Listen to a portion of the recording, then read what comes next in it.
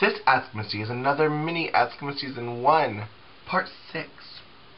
And the first question comes from a new drag queen who just did her first show ever. And she did the same song as someone else. And I guess the MC allowed them both to perform the same song, and she was not first. When she got on the stage, she froze up and forgot all her words. Now she's discouraged and wants to quit. And she wants to know my advice to keep on trekking. First of all, my advice is to quit. If you did your first show ever and you forgot the words, you should just give up. Give up right now. Okay, I'm just kidding. Everyone makes mistakes, everyone. But I do want to know why you did a song for your first show ever that you didn't know frontwards and backwards. You should know the song that you're going to perform inside and out, front to back. You should know every word. You should know when Celine Dion takes a breath and inhales and exhales. This should be a song that you would sing yourself. Now, if you're going to get on stage, and if you're going to perform the song that somebody else already performed, you better do it much better than her. Otherwise, you go to that show hostess and say, I can't do it. She did the same song as me, I'm sorry, can't do it. Because the audience is going to look at you and think, repeat. And you're going to look dumb. Especially if you don't know it front to back, from inside, outside. You better know it. And you better turn it. But anytime you perform, you should know your song front to back. You should never go on that stage and not know your song. Now, I realize you were nervous. And I realize your stage fright or whatever got the best of you because somebody already did it. But that should push you even harder to perform it even more. Not less. Now, I don't think you should quit. But I do think the next time you perform a song, you better know it. You better know it so good you could do it with barely hearing the song. Because you know where the words are. And that's any time you perform. You should know your songs. But get back on that horse and ride it again. And just in case you're going to pick a top 40 song that everyone knows and might perform, plan 2. Just in case. Or if you're doing 2 songs, plan 3. Because you never know. If you're only a top 40 queen, there's other top 40 queens out there. You know.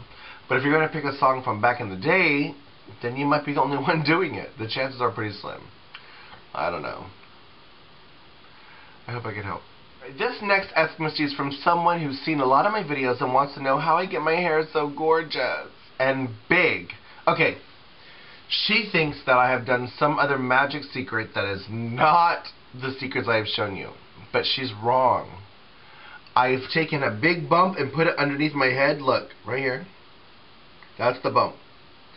And on top of that, I have put a wig that I've teased and ratted to look gorgeous. So I do, and I've already done two videos of this. One, big sexy hair with teasing, and big sexy hair with a bump. You put both of those together and you have big sexy hair, and then you make it even bigger with a bump. Just saying. I've given you the tools, you just got to put the puzzle together.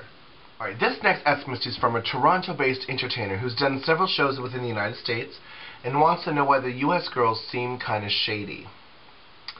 Now, welcome to the United States of America. We're shady. It's true, we are.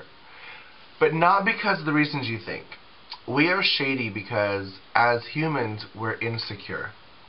And when we don't know people around us, we're very quiet and standoffish. I don't know how they are in Canada, but we're very like, I don't know her. Is she good? Is she bad? Is she going to be better than me? Is she going to be fierce? Is she not? Am I going to throw down? Is she going to throw down?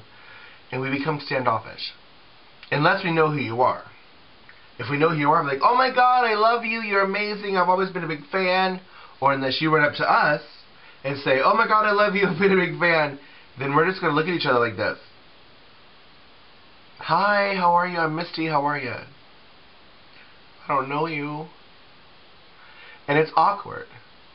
But usually after the show, we're already big friends and amazing friends, and we'll hang out forever. But it is awkward at first in a show that you don't know each other, and that's just how it is.